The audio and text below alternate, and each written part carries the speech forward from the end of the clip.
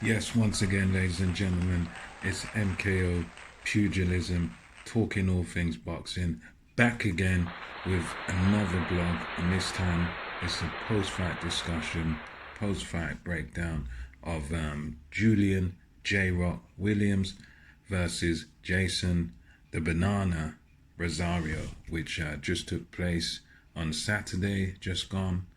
And here we go. We're going to bring you a bit of background right now about the fight going in.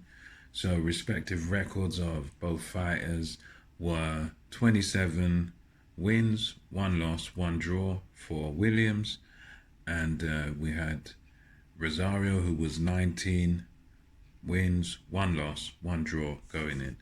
So, Williams is now 29 years old going into this fight. Rosario is a bit younger, 24 years old, from the Dominican Republic. Yeah, great place to be. And both fighters had suffered and come back from KO defeat. So both of these guys, both Williams and Rosario, their only losses were by KO. By I think it was by TKO actually. In each case, so both had been stopped before. The only loss they had was a stoppage loss. And also Rosario's only loss. A significant thing about the time when he lost was his loss came against a common opponent.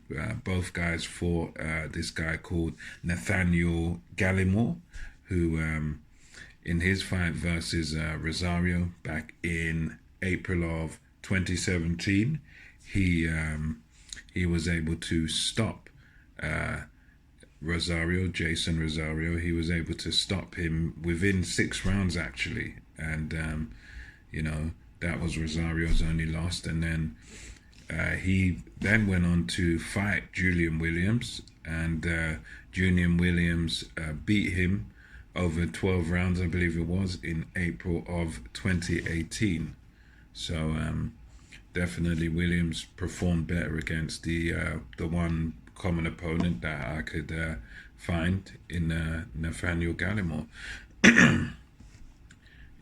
And also going into this fight, Williams had most definitely faced the sort of more notable or better opposition going into this fight. Williams had faced Jamal Charlo, and although that was a loss to Charlo beat Williams by TKO. It's still a very notable name to have on your resume.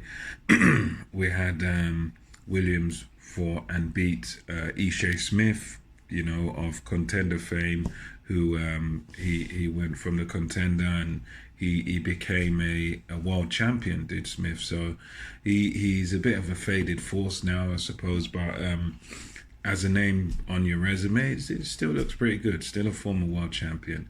And also the last bout that Williams had was against Jarrett Hurd, and Jarrett Hurd was a force to be reckoned with.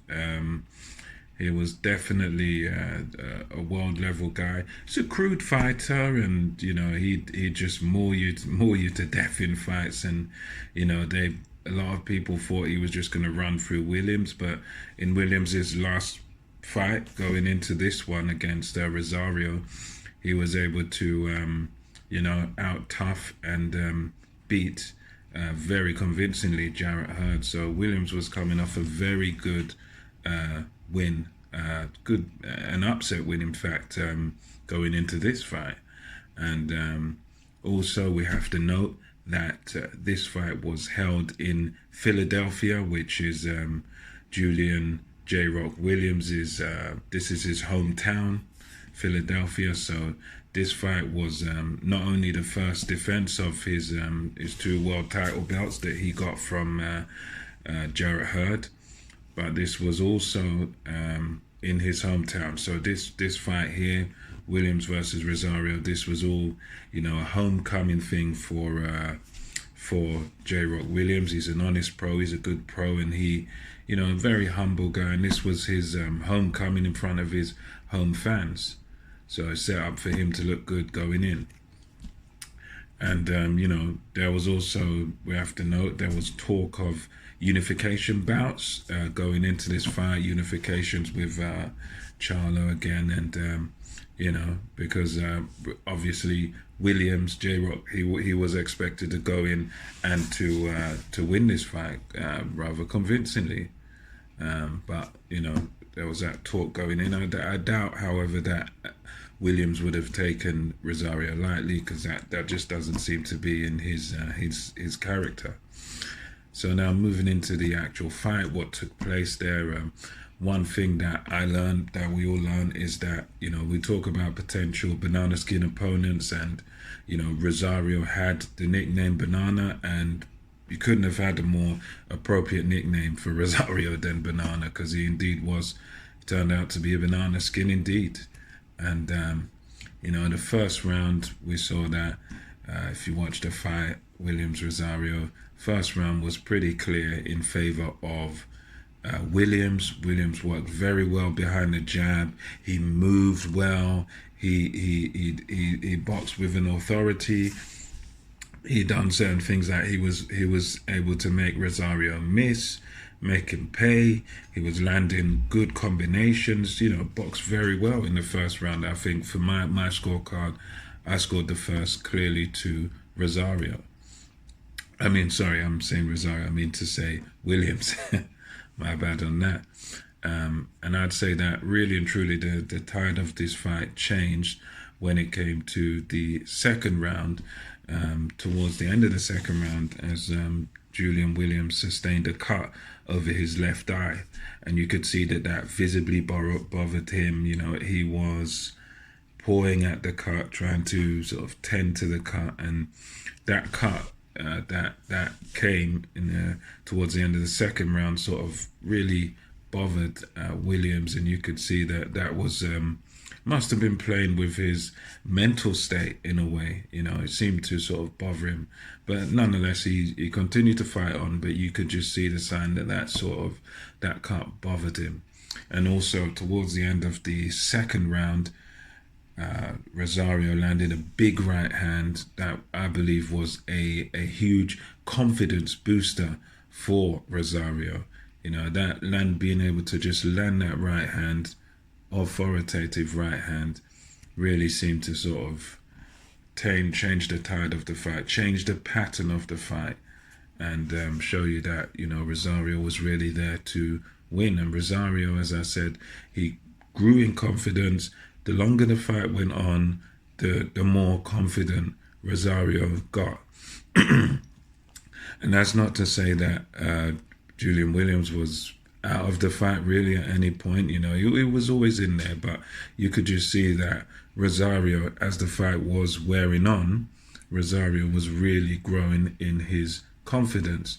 And I noticed that as the rounds went on, 3, 4, etc., Rosario began to just poke holes in Williams's defense, began to just land shots from all sorts of angles. He was able to just poke holes in him, hooks, uppercuts, all sorts of shots. He was able to sort of land at will to a certain degree, and the significant, the end comes in round 5 when the two fighters, they had a significant exchange, and with this exchange came a beautiful left hook from Rosario, Jeison Rosario, and from that left hook you could see it visibly hurt Williams, and that left hook in round 5 sort of signaled the beginning of the end.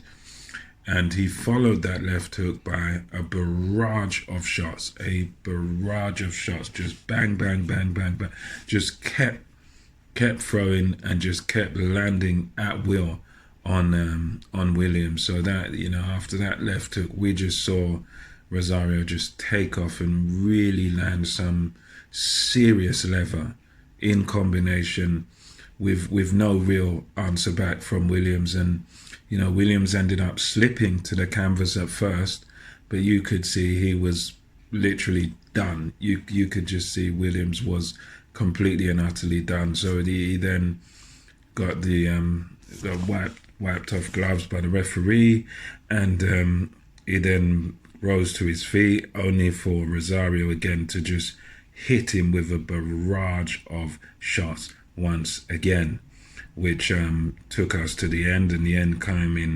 in round number 5, with the referee just having to step in between the two men as you know, Rosario was doing serious damage, and you know, you could see there was no way, absolutely no way Williams could continue. So right about now we've got the new champion in Jeison, the Banana Rosario, and we wait to see now what's next.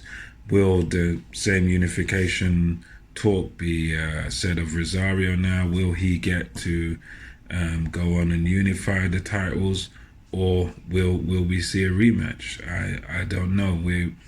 We still have to sort of wait and see, you know, and look out for news on that. But nonetheless, that's just my thoughts on this fight. Congratulations to the new champion, Jeison Banana Rosario. See you on the next video.